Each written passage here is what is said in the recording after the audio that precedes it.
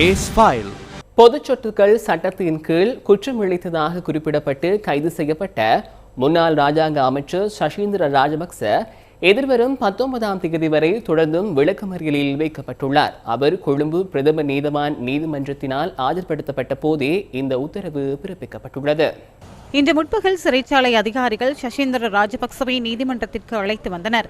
பொதுச் சொத்துக்கள் சட்டத்தின் கீழ் குற்றமிழைத்ததாக குறிப்பிட்டு முன்னாள் ராஜாங்க அமைச்சர் சசீந்திர ராஜபக்ச லஞ்ச ஊழல் ஆணைக்குழுவினால் கடந்த ஆகஸ்ட் மாதம் 6ஆம் தேதி கைது செய்யப்பட்டார்.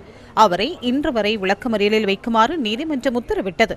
மகவெளி அதிகார சபைக்கு சொந்தமான செவனகல பகுதியில் உள்ள காணியொன்றில் அனுமதியின்றி நிர்மாணிக்கப்பட்டுள்ள கட்டடங்கள் உள்ளிட்ட சொத்துக்கள் அறகலைய மக்கள் போராட்டத்தின் போது சேதமாக்கப்பட்ட பின்னர் இழப்பீட்டு அலுவலக அதிகாரிகளுக்கு அழுத்தம் பிரயோகித்து அவற்றுக்காக 88,50,000 ரூபாவை நட்டு ஈடாக பெற்றுக்கொண்ட சம்பவம் தொடர்பில் சசீந்திர ராஜபக்ச மீது குற்றம் சுமத்தப்பட்டுள்ளது.